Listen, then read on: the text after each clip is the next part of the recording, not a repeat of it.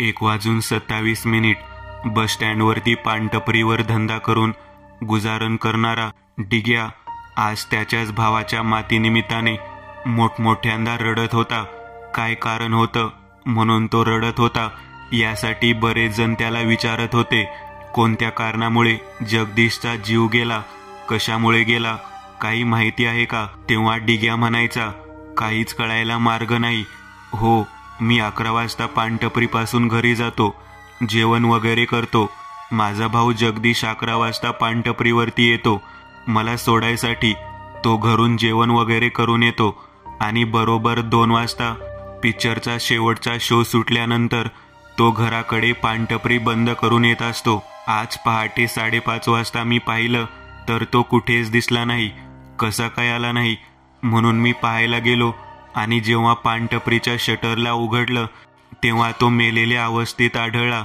अशा पद्धतीने त्याचा मृत्यू झाला की त्याचा चेहरा पाहवत नव्हता. तेव्हा पोलीस पाटील असणारे भाऊसाहेब त्याच्याकडे पाहत म्हणाले, म्हणजे नेमकं काय पाहिलं तू? तेव्हा डिग्या म्हणाला, संपूर्ण गळ्यापासून गुप्त अंगापर्यंत सिगरेटचे चटके दिलेले होते. इतक्या भयानक पद्धतीने चटके दिलेले होते की ते पाहवत नव्हतं. तेव्हा पोलीस पाटलांनी त्याच्या अंगावरची चादर बाजूला काढली. चादर उघडल्यानंतर त्याच्या पोटावरती, संपूर्ण उघड्या पोटावरती सिगरेटचे चटक्याने पोळून पोळून 1:27 असं लिहिलेलं होतं. ही वेळ का लिहिली होती काहीच कळायला मार्ग नव्हता. हे पाहिल्यानंतर आम्ही सर्व मित्रमंडळी चांगलेच हादरलो. बस स्टँडवरच्या चहा टपरीवरती जवळजवळ 2.5 ते 3 किलोमीटर लांब होऊन आम्ही पहाटेच्या वेळी चहा पिण्यासाठी येत होतो. आज पहिल्यांदाच पानटपरी उघडी दिसल्यामुळे त्या ठिकाणी पाहायला गेलो. डिग्याला रडताना पाहिल्यानंतर आतमधलं सगळं दृश्य समोर आलं होतं. पोलीस पाटील भाऊसाहेब आणि त्यांच्यासोबत असणारे कोतवाल बाकीचे सर्व गोष्टींची चौकशी करत होते. थोड्याच वेळात पोलीस गाडी त्या ठिकाणी बोलवण्यात आली. तब्बल 1 ते 1.5 तासानंतर तालुक्याच्या ठिकाणाहून पोलीस गाडी तिथे आली होती. पोलीस गाडी त्या ठिकाणी आल्यानंतर त्याचे शरीर बाहेर काढण्यात आले. अतिशय विचित्र पद्धतीने चटके देऊन देऊन त्याला मारण्यात आलेलं होतं. एखाद्या व्यक्तीचा मृत्यू एवढ्या भयानक पद्धतीने व्हावा ही पहिल्यांदाच घटना आमच्या गावात घडली होती. गाव तालुक्याचं नव्हतं पण त्या पद्धतीने सुधारलेलं होतं. चित्रपटाची एक टॉकीज होती. त्या थिएटरमधून रात्री 12:30च्या पुढचा शो संपल्यानंतर तब्बल 1 तासापर्यंत लोकांची वर्दळ असायची आणि त्यानंतर हा व्यक्ती 2 वाजता दुकान बंद करून घरी निघून जात होता. हा त्याचा नित्यक्रम होता. परंतु त्याला ज्या पद्धतीने मारण्यात आलं होतं ते पाहता सर्वांना खूप वाईट वाटत होतं. गावामध्ये चर्चा रंगली होती. त्याच्या पोटावरती 1:27 PM हे जे काही लिहिलं होतं ते कशासाठी लिहिलं होतं? त्या वेळेवरती त्याचा मृत्यू झाला होता का? ती वेळ जाणून बुजून कोणी दाखवून दिली होती याचा विचार सुरू होता. आमच्या मित्राच्या चांडाळ चौकडीमधील 2 जण तर आमच्याकडे पाहत म्हणाले, मला तर वाटतं 1:27 त्याचा जीव घेतला असणार आहे. मी अण्णाकडे पाहत म्हणालो, तू कायम जे सांगतो त्याच्या विरुद्ध घडलेलं असतं. त्यावेळेला गिरीश मध्येच म्हणाला, कदाचित 1:27 त्याने काहीतरी केलेलं आहे म्हणून त्याला त्याच वेळेला मारण्यात आलेलं असावं. डिग्याचा भाऊ ज्या पद्धतीने मृत्युमुखी पडलेला होता ते सगळं पाहता चर्चेला उधाण आलेलं होतं. 2 दिवसांनीच अमावस्या होती. त्याच्या 3ऱ्या दिवसाचा सावडण्याचा जो काही भाग होता तो पूर्ण झाला. सावडून झाल्यानंतर अमावस्येच्या दिवशीच त्या ठिकाणी शेणाने सारवून त्याला घास ठेवण्यात आला. रात्रीच्या वेळी आम्ही सर्वजण एकत्रित कट्ट्यावरती जमलो होतो. डिग्या मोठ्याने रडत होता.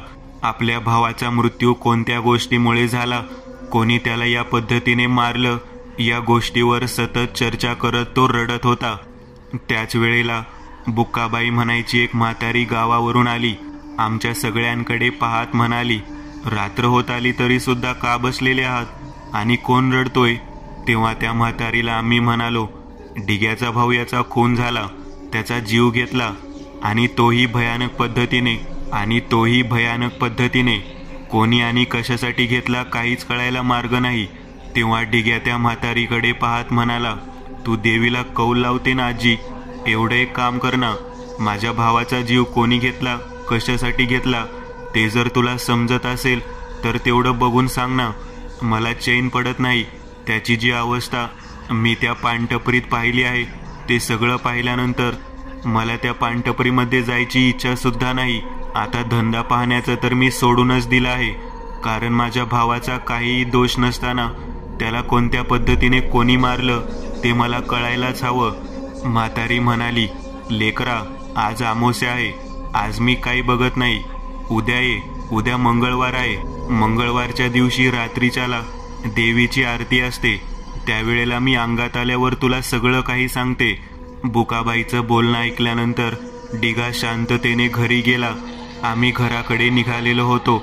घराकडे जात असताना दोन्ही बाजूला शेवरीची झाडं होती. चांगले उंच माजलेली रोप होती. अचानक आमच्या सर्वांच्या मागच्या बाजूने कोण ना कोणतरी येत आहे असं जाणवत होतं. मी त्यावेळेला थांबायचं ठरवलं. तेव्हा प्रकाश मला म्हणाला, थांबायचं पण नाही आणि मागे वळून पाहायचं पण नाही, आज अमावास्या आहे. तेव्हा अगदी हुबेहूब डिग्याच्या भावाच्या म्हणजेच जगूच्या आवाजामध्ये आम्हाला कोणीतरी हाक मारत आहे असं जाणवू लागलं. त्याच वेळेला प्रकाश म्हणाला, आवाज तर ओळखीचा वाटतो. हा आवाज तर डिग्याच्या भावाचा आहे, ज्याचा जीव गेला होता त्याचा हा आवाज आहे. मी म्हणालो, तू म्हणत आहे ना मागं वळायचं नाही, नको वळून पाहायला. आम्ही तसेच झपझप चालत निघालो. तेवढ्याच समोर ज्या ठिकाणी मुतारी होती त्याच्या पाठीमागे काहीतरी हल्ल्यासारखं झालं. नीट पाहिलं तर मुतारीवर रक्ताने 1:27 असं लिहिलेलं होतं आणि वरच्या बाजूला जळक्या अवस्थेत जगू होता. ते पाहिल्यावरती आम्ही त्या ठिकाणाहून जोराची धूम ठोकली आणि थेट घराकडे जाऊन बसलो. ज्या पद्धतीने दृश्य पाहिलं होतं ते पाहिल्यानंतर प्रकाश माझ्याकडे पाहत म्हणाला, नक्कीच काही ना काहीतरी वेगळं घडलं आहे आणि ते सांगण्यासाठी डिग्याचा भाऊ आपल्याला समोर दिसला. आज अमावास्या आहे, त्याला मुक्ती मिळाली नाही बघ, त्यामुळेच तो समोर दिसला बघ. 1:27 त्याचा जीव गेला आहे, हे 100% खरं आहे. जग्या अशा पद्धतीने कोणाला दिसणार नाही. जगूची काहीतरी इच्छा अपूर्ण राहिली आहे, किंवा जग्या ज्या पद्धतीने आपल्याला हाक मारून काहीतरी सांगण्याचा प्रयत्न करत होता ते पाहता उद्या बुकाबाईपाशी आपल्याला जावं लागेल. डिग्याला एकटं पाठवायला नको. आमचं रात्रीतून सगळं बोलणं झालं होतं, पण ज्या भेसूर पद्धतीने जगदीश आम्हाला दिसला होता ते सगळं काही पाहिल्यानंतर मात्र झोप काही केल्या येत नव्हती. आम्ही कशीबशी पहाटे 1 वाजेपर्यंतची वेळ जागून काढली आणि बरोबर आम्ही पहाटे फिरायला जायच्या वेळेला जसा अलार्म लावतो तसा अलार्म 1:27 खणान वाजू लागला. बाहेर पाहिलं, आजूबाजूला पाहिलं तर कोणीच नव्हतं. खिडकीच्या मागच्या बाजूला नीट डोकावून पाहिलं तेव्हा जळक्या अवस्थेतला जगू दिसू लागला. जगदीशला पाहिल्यावरती पुन्हा एकदा आम्ही घाबरून पुन्हा त्याच ठिकाणी झोपलो. हे देवा, हा काही केल्या आपला पाठलाग सोडत नाही. काय घडलं आहे नेमकं 1:27 काहीच कळायला मार्ग नव्हता. प्रकाश माझ्याकडे पाहत म्हणाला, काहीही घडू दे. त्यावरती मी म्हणालो, पण आपला काय संबंध? तो आपल्या पाठीमागे का लागला आहे? देवाचं नाव घेऊन झोपा पोरांनो. प्रकाश, आम्ही सर्वजण झोपी गेलो. पहाटे फिरायला जायची वेळ टळून गेली. रात्री जागरण झाल्यामुळे जागच आली नाही. अलार्म कसं काय बदलला, त्याच वेळेला अलार्म कसं काय वाजला यावर चर्चा सुरू होती. दुसऱ्या दिवशी उजाडताच सगळं काही आटोपून झाल्यानंतर आम्ही डिग्याकडे गेलो. डिग्याला रात्री घडलेली घटना सांगितली. तो आश्चर्यचकित होऊन आमच्याकडे पाहत म्हणाला, बुकाबाईकडे जायला हवं, ती काही ना काहीतरी नक्की सांगणार. पोरांनो, माझ्या भावाच्या बाबतीत जे काही घडलं ते सगळंच्या सगळं खूप वेगळ्या पद्धतीचं आहे. ते कळायलाच हवं. तो मुक्त झालेला नाही.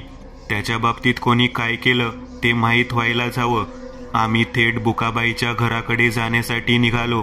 बुकाबाईच्या घराकडे जाताना बाहेरच्या बाजूला दगडी भिंतीवरती रक्ताने कोणीतरी 1:27 असं लिहिलेलं होतं. ते सगळं काही पाहिल्यावर मात्र काय करावं कळना. बुकाबाईजवळ घरात जाऊन तिला हाक मारू लागलो तेव्हा बाई बाहेर आली. आमच्याकडे पाहत म्हणाली, काय झालं रे पोरांनो? संध्याकाळी यायला सांगितलं होतं आरतीच्या वेळेला. तेव्हा आम्ही बाईकडे पाहत म्हणालो, बाई रात्रीतून जो प्रकार घडला आहे तो सगळ्याच्या सगळा प्रकार सांगितल्यावरती संध्याकाळची वाट बघत बसायला आमच्याकडे वेळ नाही. तू सकाळच्या आरतीच्या वेळेस आम्हाला सगळं काही सांग. तेव्हा बाई म्हणाली, आरती 12 वाजता करणार आहे, ती पण भर दुपारी. त्यावेळेला जर काही अंगात संचार झाला तर सांगते. आम्ही तेथून हललोच नाही, तसंच बसून राहिलो. बुकाबाईने सगळी पूजा आटोपून घेतली. परडी समोर डोकं टेकून तिने आरती करायला सुरुवात केली. जसजशी आरती होऊ लागली तसतशी वस्तीवरती बाकीचे लोक त्या ठिकाणी जमू लागली. बुकाबाई हिच्या अंगामध्ये संचार व्हायला सुरुवात झाली. बाई आमच्या सर्वांकडे पाहत म्हणाली, पोरांनो, जे जे कोण पानटपरीवर जात होतं त्या प्रत्येकाला घेरले बघा. 1:27 दर 3 दिवसांनी एकाचा मुर्दा पडणार म्हणजे पडणार. आम्ही चांगलेच हादरलो. अंगामध्ये संचार झाल्यानंतर बुकाबाई जे बोलत होती ते ऐकल्यावर हादरलोच. तेव्हा डिग्या म्हणाला, माझ्या भावाला कोणी आणि कशासाठी मारलं? काय कारण होतं एवढ्या भयानक पद्धतीने मारण्याचे? तेव्हा बाई म्हणाली, पोतराजाचा फेरा सुरू झाला आहे. पोतराजाचा फेरा फार भयानक असतो. पोरांनो, तुमच्या सर्वांच्या सोबत पूर्वी कोणती ना कोणती तरी घटना घडलेली आहे.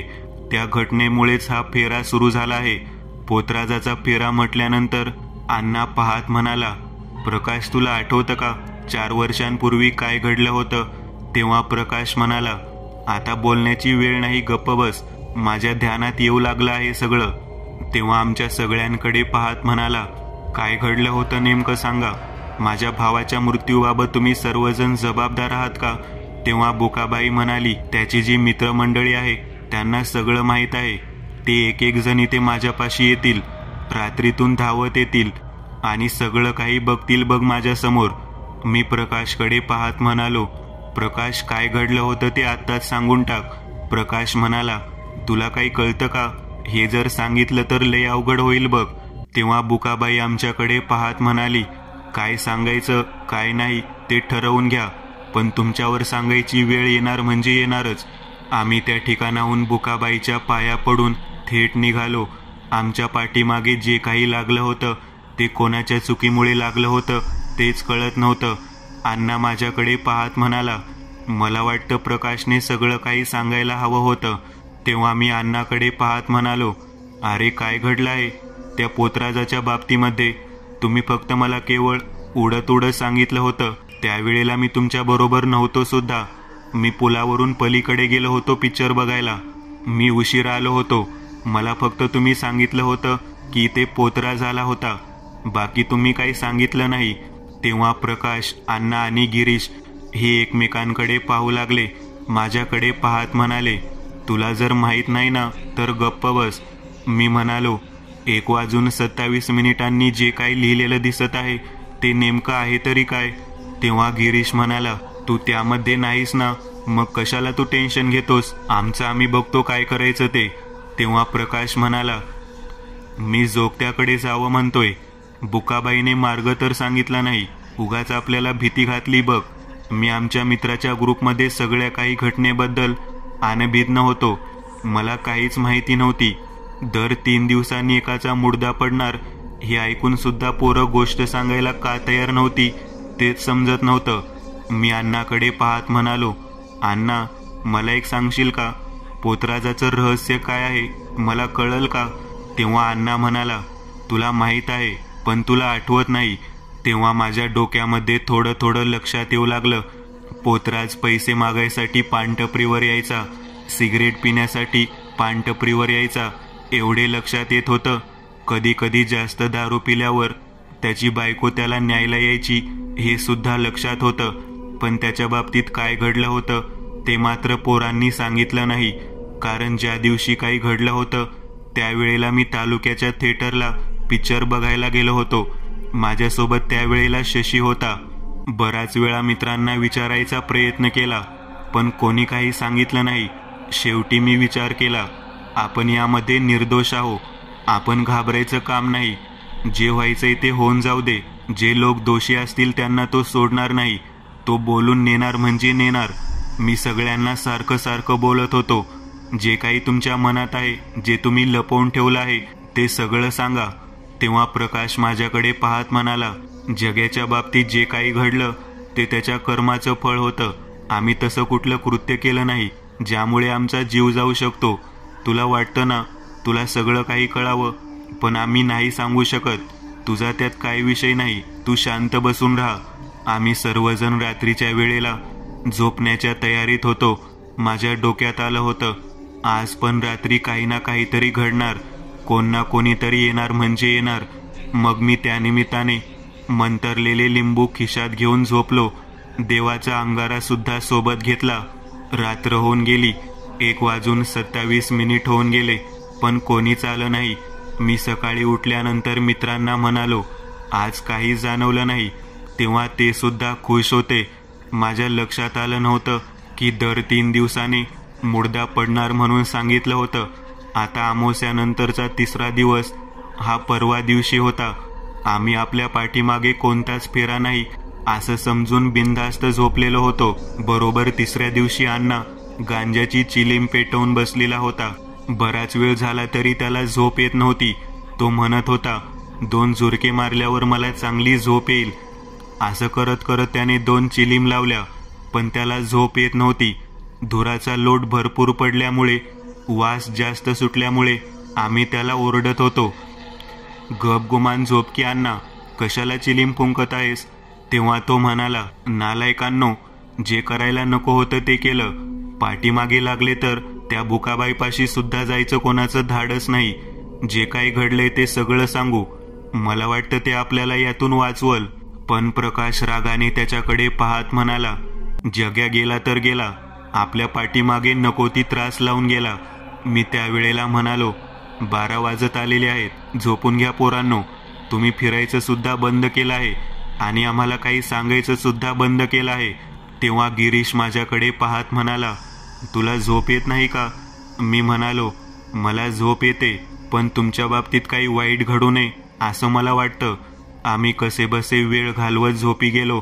1:27 अण्णा खूप मोठ्याने ओरडत आहे असा आवाज ऐकू येऊ लागला.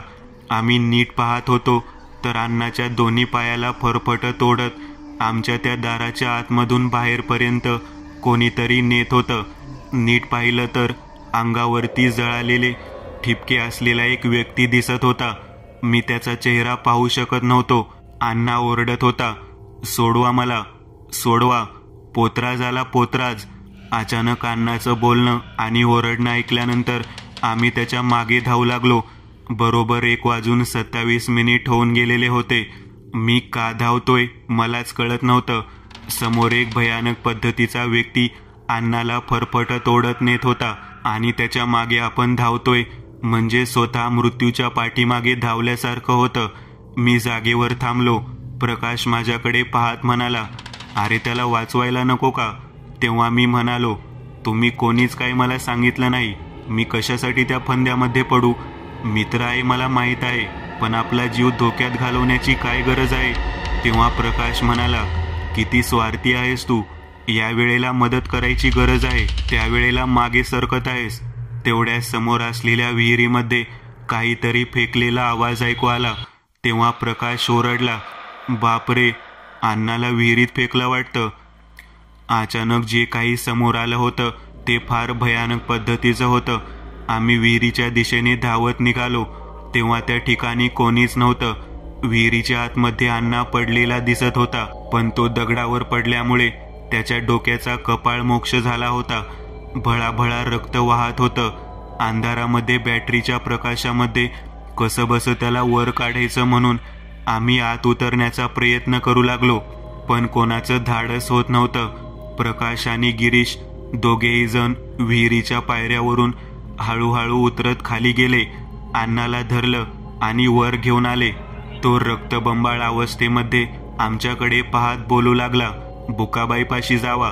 मी तर काही वाचत नाही, तुमचा तरी जीव वाचवा. माझ्याकडे पाहत म्हणाला, तू मोठा आहेस, अरे तू आमचा दादा आहेस, तू तरी आम्हाला वाचवण्यात मदत कर. जा, बाईपाशी जा. तेव्हा प्रकाश म्हणाला, याला सगळं सांगावं लागेल आणि आम्हाला सगळं काही सांगून टाका. मला नाही वाटत की मी वाचल म्हणून. पोत्रा जाम पेटलेला आहे. त्याने माझं गुप्तांग दाबलं आणि दोन्ही पायाला धरून फरफटत ओढत इकडं आणलं. असं म्हणत श्वास खालीवर करत अण्णाने श्वास सोडला. हे सगळं दृश्य पाहिल्यानंतर सगळ्याच्या सगळे घाबरून गेले. मी प्रकाशकडे पाहत म्हणालो, आता तरी सांग, दुसरा मित्र मेलेला आहे. नालायका, त्या बुकाबाईपाशी जायला हवं. चल लवकर, चल. आम्ही तिथून त्याचे प्रेत आहे अशा जागी ठेवून थेट बुकाबाईच्या घराच्या दिशेने पळत सुटलो. 2:15 वाजता कसंबस बुकाबाईच्या घराचं दार वाजवू लागलो. बुकाबाई आमच्याकडे पाहत म्हणाली, जे काही घडलं आहे ते मला माहीत आहे. एक जणाचा जीव गेला ना, आता आलात का? मी त्यावेळेला बाईला म्हणालो, तूच सांग, माझा यात काही दोष आहे का? तेव्हा बुकाबाई म्हणाली, तुझा दोष नाही, पण तू मित्रासाठी इथपर्यंत आलास. त्या सगळ्यांना सांग, जे काही घडलं ते सगळं सांग. मी बंदोबस्त करते, अगदी व्यवस्थित बंदोबस्त करते. सगळ्यांचा जीव वाचल. तेव्हा प्रकाश बुकाबाई समोर बसून घडलेली घटना सांगू लागला. मी त्यावेळेला प्रकाशला म्हणालो, जे काही खरं आहे ते सगळं सांगायला हवं. तेव्हा प्रकाश म्हणाला, सगळ्याच्या सगळं खरं सांगतो. आम्ही तरणी जवान पोरं त्या दिवशी हा दादा आणि शशी दोघे जण मिळून पिक्चर बघायला जातो म्हणून 7 वाजताच येथून निघून गेले. गाडीवरती गेल्यानंतर आम्ही नेहमीप्रमाणे जेवण वगैरे उरकून 11 वाजता जगूच्या पानटपरीवरती गेलो. डिग्याला घरी जेवायसाठी सोडल्यानंतर जग्या पानटपरीवरती आला होता. त्याच वेळेला नेहमीप्रमाणे पोतराज दारू पिण्यासाठी आलेला होता. दारू पिऊन सिगरेट ओढत असताना पोतराज बाजूच्या मुतारीपाशी मुतायला गेला. आम्ही सर्वजण सुद्धा लघवी करायला गेलो. त्यावेळेला गिरीश त्याच्याकडे पाहत म्हणाला, वहिनी दिसत नाही रे कुठे? पोतराज आमच्याकडे पाहत म्हणाला, माझ्या बायकोवर एवढी नजर का तुमची? तेव्हा त्याची बायको मागून पानटपरीकडे येताना दिसली. तेव्हा गिरीश म्हणाला, वहिनी तू नसताना इतर कितीतरी वेळा येते तुला शोधायला, आणि तू मात्र गावभर पैसे गोळा करत दारू पिण्यासाठी वरवर भटकत असतो. दारूच्या नशेत असलेल्या पोतराजाला ते बोलणं पटलं नाही. त्याने गिरीशच्या कानाखाली वाजवली. गिऱ्याला मारल्यानंतर आमचा राग अनावर झाला. आम्ही सुद्धा थोडी टाकलेली होती. पोतराची बायको पोतराजाला घराकडे नेत होती. त्याच वेळेला अण्णाने पाठीमागून त्याच्या डोक्यात फटका मारला. जग्याच्या पानटपरीजवळ हा सगळा प्रकार घडल्यामुळे जग्या बाहेर आला. पोतराज बेशुद्ध पडला होता. गिरीश पोतराच्या बायकोकडे पाहत म्हणाला, हा खूप दारू प्यायला आहे म्हणून आमच्यावरती हात उगारला. तेव्हा पोतराजाची बायको गिरीशकडे पाहत म्हणाली, पडू दे मुडद्याला इथेच दारू पीत, मला घरी सोडायला येता का? तेव्हा गिऱ्या त्याच्यासोबत अन्या दोघेजण मिळून तिला घरी सोडण्यासाठी गेले. त्यावरती मी म्हणालो, मग पुढे काय घडलं? तेव्हा प्रकाश म्हणाला, तरणी-ताटी जवान बायको, पोतराजा बेवडा, दारू पिणारा. त्याच्याकडून त्याच्या बायकोची भूक भागवली जात नव्हती. तिने गिऱ्याला घरात ओढलं, अन्याला बाहेर थांबवलं आणि गिऱ्यासोबत शारीरिक सुख उपभोगले. त्याच्यानंतर अण्णा सुद्धा आतमध्ये गेला. इकडे पोतराज शुद्धीवर आला होता. हातामध्ये येईल ते फेकून मारण्याच्या दृष्टिकोनातून त्याने जगूवरती 2-3 बरण्या फेकून मारल्या. त्यावेळेला जगू चिडला. मला त्याला धरायला सांगितलं आणि जग्याने रागाच्या भरात पेटवलेली मोठी सिगरेट त्याच्या गळ्यावरती दाबून धरली. जळालेली सिगरेट त्याच्या कंठावरती जोरात दाबल्यामुळे तो बोंबलू लागला. पुढं काय झालं? अशा पद्धतीने बुकाबाई प्रश्न विचारू लागली.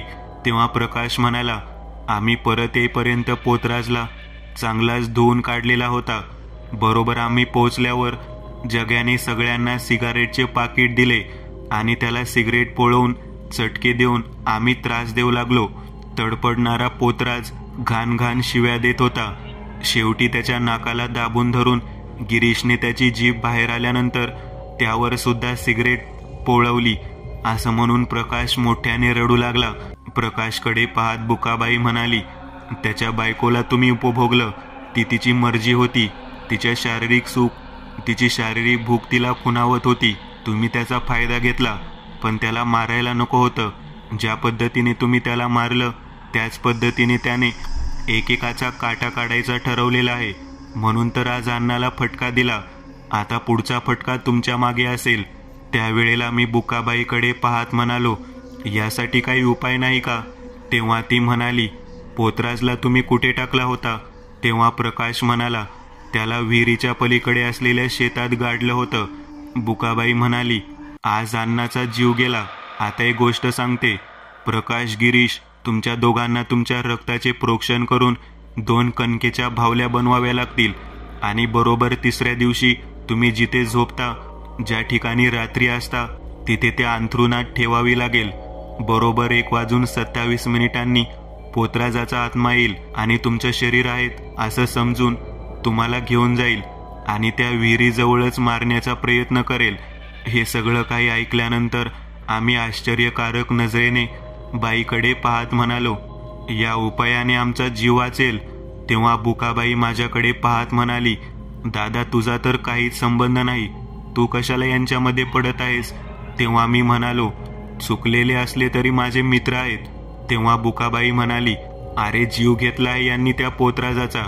तेव्हा ज्या भयानक पद्धतीने जीव घेतलेला आहे ती गोष्ट पाहता तू यांच्या नादी लागू नकोस. विचार सोडून दे आमचा. यांना वाचवण्याच्या दृष्टिकोनातून उपाय सांगितला, पण शेवटी दैवी इच्छा आहे. तुला काही होणार नाही बघ, एवढे सांगते. बुकाबाईने हे सगळं सांगितल्यानंतर मी तिला होकार देत तसाच बसून राहिलो. दिवस उजाडल्यानंतर आम्ही विहिरीजवळ पोहोचलो. तिथं अण्णा मेलेल्या अवस्थेत होता. डिग्या आमच्याकडे पाहत म्हणाला, काही ना काही तर नक्कीच तुम्ही केलेलं आहे, म्हणूनच एकेकाचा जीव जात आहे. तेव्हा मी डिग्याला म्हणालो, जाऊ दे यांना, यांच्या मार्गाने काय करायचंय ते करू दे. तू नकोस या गोष्टींमध्ये पडू.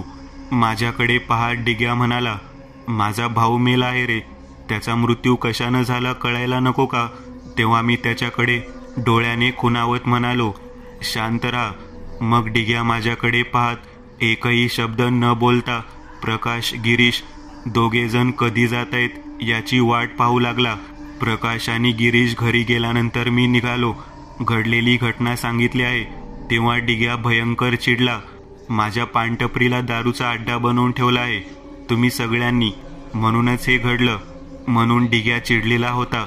तेव्हा मी त्याच्याकडे पाहत म्हणालो, बुकाबाईंना उपाय सांगितला आहे. या दोघांचं काय व्हायचंय ते होईल, पण नक्की सांगतो, यांनी जे केलं ते चुकीचं केलं. मी असले म्हणून काय झालं, त्याच्या बायकोला उपभोगलं इथपर्यंत ठीक होतं, पण त्याचा जीव घ्यायला नको होता. मी डिग्यासोबत झोपायला जायचं ठरवलं, कारण सैतानी शक्ती कधी गिरीशला आणि प्रकाशला तिथून घेऊन जाईल ते सांगता येत नव्हतं. बरोबर 3ऱ्या दिवशी दोघांनी कणकेच्या 2 भावल्या बनवून त्यांच्या जागी झोपण्यासाठी जिथे आहे तिथे ठेवलेल्या होत्या. पांघरून टाकून ते दोघेही जण जागृत अवस्थेत बाजूच्या खोलीत बसलेले होते. बरोबर 1:27 दरवाजावरती लाद घालत पोतराजाचं भूत आत आलं. चादरी ओढून त्याने त्या भावल्यांकडे पाहिलं. एका पाठोपाठ एक या दोन्ही भावल्यांना एक एक हातात फरफटत ओढत तो विहिरीच्या दिशेने घेऊन चालला. दोघे जण पोतराजाला गंडवलं समजून मोठमोठ्यांदा हसू लागले आणि हीच मोठी चूक त्या दोघांकडून घडली. पोतराज विहिरीपर्यंत पोहोचला, पण मागून मोठमोठ्यांदा हसणारा आवाज त्याला ऐकू आला. ज्या ठिकाणी त्यांनी शांत राहायचं त्या ठिकाणी मास दाखवला आणि बरोबर त्याच वेळेला पोतराजाचा आत्मा त्या भावल्या बाजूला फेकून देऊन थेट त्या दोघांकडे परत आला. विहिरीच्या दिशेने त्या दोघांनाही फरफटत ओढत नेत त्याने विहिरीच्या कठड्यावर मस्तक आपटून आपटून मारू लागला. गिरीश आणि प्रकाश या दोघांना एका क्षणात त्याने रक्तबंबाळ करून सोडलं आणि विहिरीत फेकून दिलं. त्यांचा जीव गेल्यानंतर पोतराज शांत झालेला होता. मी आणि डिग्या रात्रीतून काही ना काहीतरी घडणार या उद्देशाने पानटपरीत बसूनच होतो. 2 वाजता जे काही घडलं ते सगळंच्या सगळं आमच्या लक्षात आलं. मी डिग्यासोबत त्या झाडाच्या पाठीमागच्या भागातून विहिरीच्या जवळ जाऊन पोहोचलो. डिग्या म्हणाला, माझ्या भावाची पण चूक होती, अण्णाची पण चूक होती आणि या दोघांची पण चूक होती. पोतराज दारुडा असला म्हणून काय झालं, त्याला या पद्धतीने मारायला नको होतं. नियती कधीच कोणाला माफ करत नाही आणि तेच खरं ठरलं. त्यांना वाटलं आपण यातून बाहेर पडू, आणि आपण बाहेर पडलेलो आहोत असं समजून त्या दोघांनी जो काही कालवा केला आणि माज दाखवला त्याचमुळे ते सापडले आणि आज जीवानीशी मुकले. आम्ही दोघेही जण घडलेल्या सर्व घटनेला पाहून हळहळ व्यक्त करत होतो. पण एक गोष्ट मात्र यातून शिकलो, जसं करावं तसं भरावं. 1:27 या लिहिलेल्या वेळेचं रहस्य मात्र माझ्या समोर आणि डिग्यासमोर आलेलं होतं.